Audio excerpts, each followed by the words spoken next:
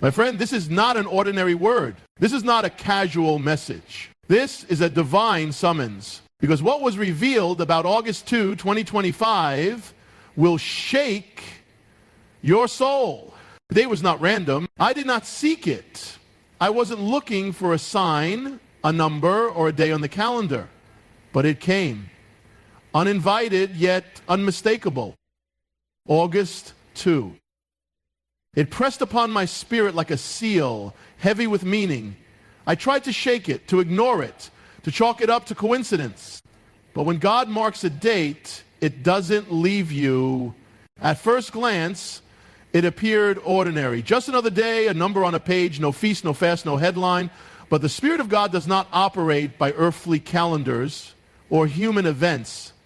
He declares the end from the beginning. He appoints seasons that man does not yet see. It was not just a date, it was a threshold.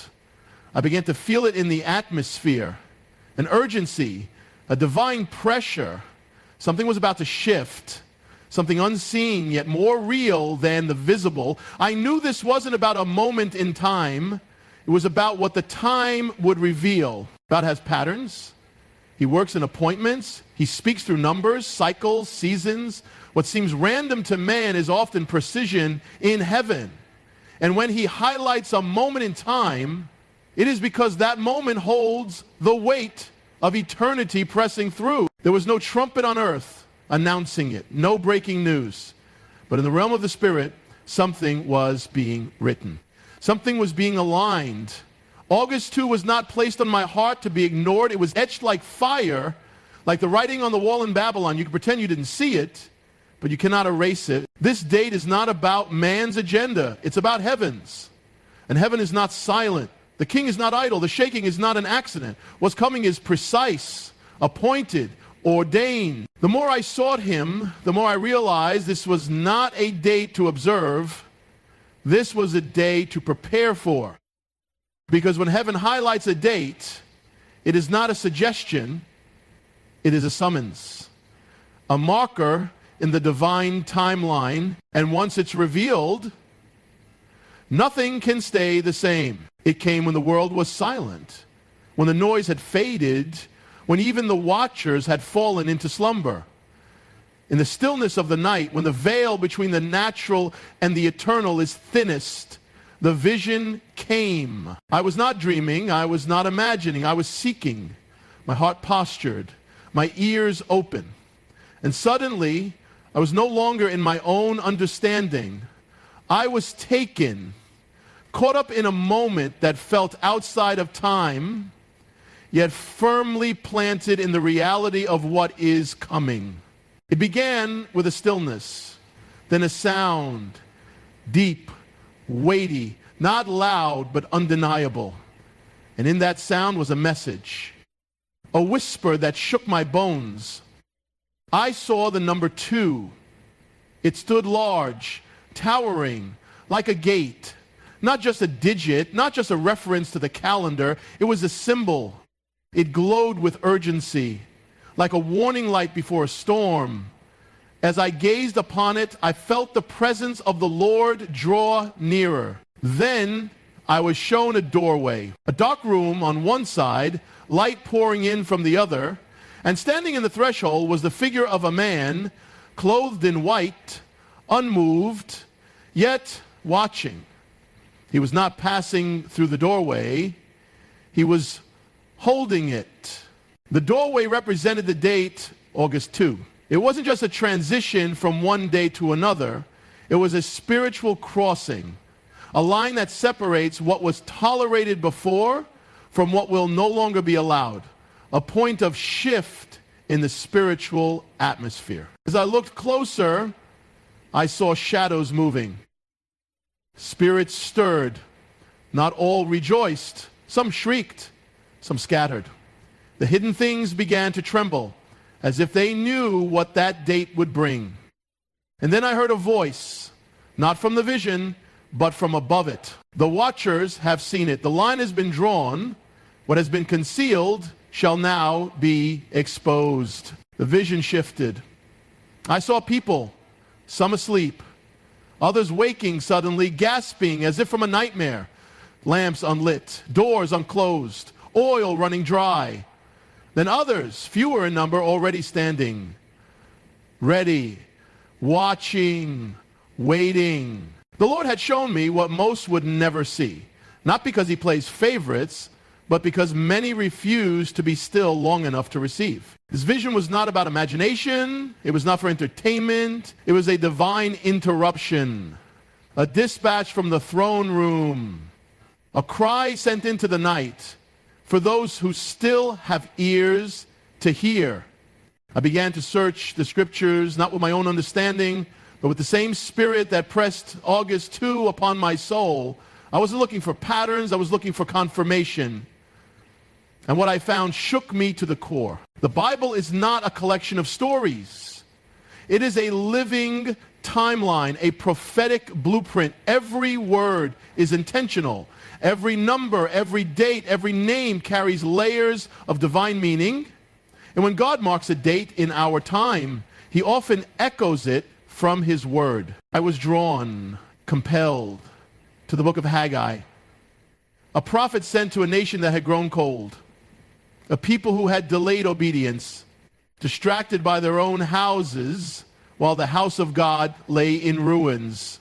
And then it struck me, Haggai chapter 2, the second day, the second chapter, the second of the month, August 2. I read the words slowly, and they burned. In the 7th month, on the 21st day of the month, the word of the Lord came by the hand of Haggai. Yet once more I will shake the heavens and the earth, the sea and the dry land, and I will shake all nations. This was no coincidence. The theme of the shaking, the command to awaken, the warning to consider our ways. It wasn't merely a word for ancient Israel. It was a prophetic shadow cast into our time. And I looked further. The second day of the month appears again and again in the Word as a turning point. In Numbers, it marked the beginning of movement in the wilderness. In Ezekiel, it was a day of vision.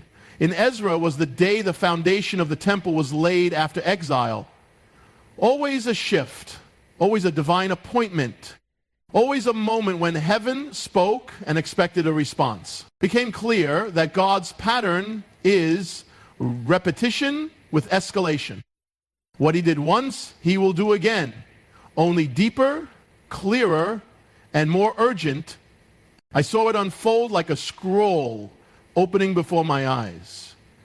The second day, the second chapter, the call to shake, the command to rebuild, the voice of the Lord calling to his people in a time of compromise. It is not a random number, it is a divine key.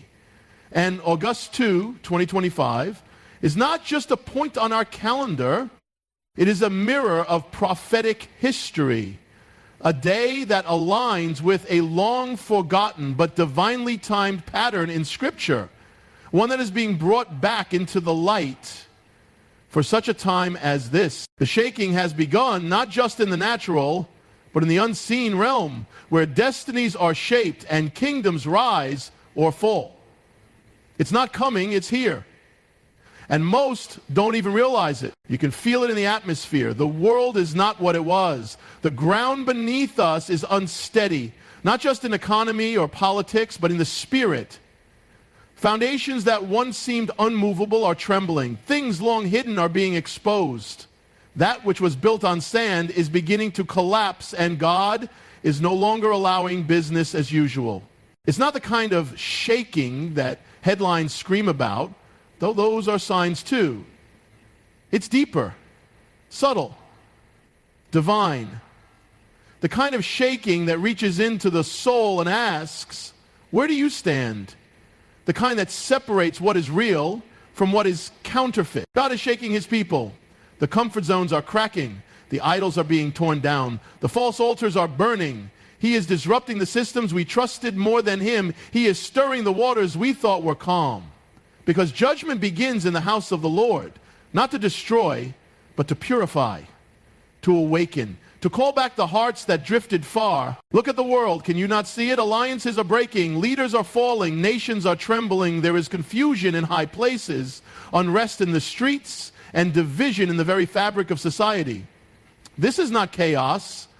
This is divine order revealing itself by overturning what was never truly of God.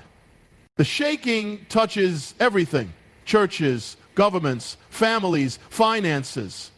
Nothing is untouched, and yet there is mercy in it, because God shakes what can be shaken, so that what cannot be shaken may remain. He is revealing the hearts of men. He is exposing the wolves in sheep's clothing. He is silencing the voices that spoke without him. He is calling a people to return, not to religion, not to routine, but to him. This is not a one-day event. It is a process, a divine unraveling. And August 2 stands as a marker, a point on the path where the shaking will intensify, where the dividing line becomes clearer, where choices must be made. If you're listening closely, you'll hear it in the Spirit: a groaning, a rumbling, a trembling sound. It is not the enemy. It is the footsteps of the King approaching. And everything that is not rooted in him will be moved. There is always a remnant. Always. When the masses turn away, when truth is abandoned, when darkness covers the land, there remains a people, a hidden few, who have not bowed, who have not compromised, who still tremble at the voice of the Lord. And now, the call is going out to them. This is not a call to the comfortable or the complacent. It is not for those who blend into the culture, who chase relevance at the cost of righteousness. This is a call to the consecrated, the set apart, the ones who carry fire in their bones even when the world grows cold. The remnant doesn't need a crowd to believe. They don't need approval to obey. They have been refined in the wilderness, shaped in silence, and trained in secret.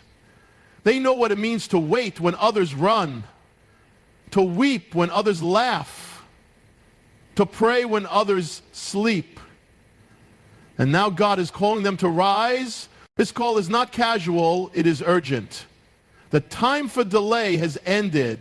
The hour demands action. The Spirit is moving, and he is summoning his watchmen, his intercessors, his hidden warriors who have remained faithful in the shadows. He is whispering to the ones who thought they were forgotten, who questioned their place, who wondered why they couldn't go along with the crowd. And he is saying, I have preserved you for such a time as this. What was hidden will now be revealed. What was planted in tears will soon bear fruit in power. This is the moment they were made for, not to blend in, but to stand out, not to hide, but to declare, not to survive, but to overcome. The shaking that is coming will cause many to fall, but it will also cause the remnant to rise.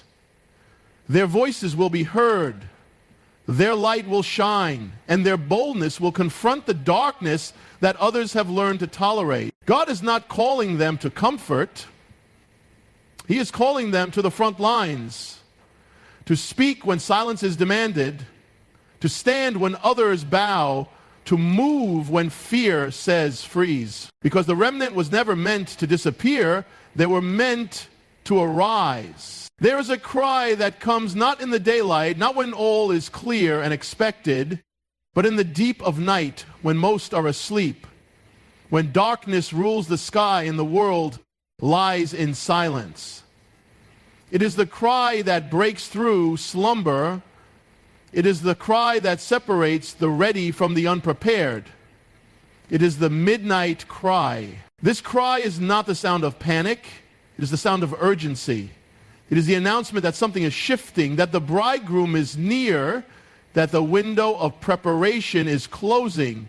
It is the prophetic echo of Matthew 25, when at midnight a voice rang out, "Behold, the bridegroom comes, go out to meet him." Midnight represents the turning of time, the edge between what was and what is about to be. It is the moment when delay ends and destiny begins. And in this hour, the Spirit of God is sending that same cry into the earth. Not everyone will hear it. Not everyone will respond. But those who have ears to hear, they will awaken. The cry comes for those who have fallen asleep in comfort, lulled by the rhythm of routine religion. For those who once had fire, but now only flicker. For those who have oil lamps, but no oil. It comes to expose the difference between the wise and the foolish, not by appearance, not by position, but by preparation. This cry is not gentle. It is not polite. It comes like a trumpet in the stillness, like lightning in the darkness. It demands a decision. It pierces through compromise and comfort. It confronts the lie that there is still plenty of time, because the hour is later than it seems and the bridegroom will not delay. This is the time for returning, for realigning, for rebuilding the altar that has been torn down, for reopening the wells that have been stopped up with worldly clutter. It is time to come out of Egypt in spirit, to stop looking back at what once was and begin pressing forward into what must be. To prepare the way is also to proclaim, to lift up your voice not in fear but in boldness, to warn those who are asleep, to awaken those who have wandered, to speak the truth even when it costs you. Because preparing the way is not only personal, it is prophetic. It is not only inward, it is outward. The way must be made straight for many, and those who know the path must call others to walk it. He is not coming for a church with one foot in the world and one in the kingdom.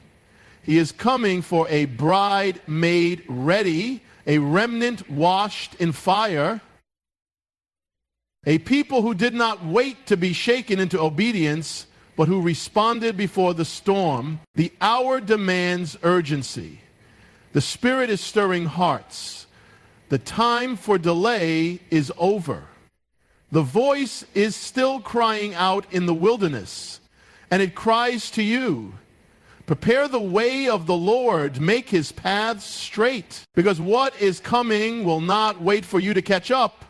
It will not pause for indecision, and only those who have prepared will be able to stand. The time is no longer distant. The shaking is no longer coming. It is here. The line has been drawn. The veil is lifting. August 20, 2025 is not just a date on the calendar. It is a divine appointment, a threshold, a moment that demands response. God has not spoken these things to stir fear, but to stir faith. Not to break you, but to wake you. Not to condemn, but to call you home. To call you out. To call you forward.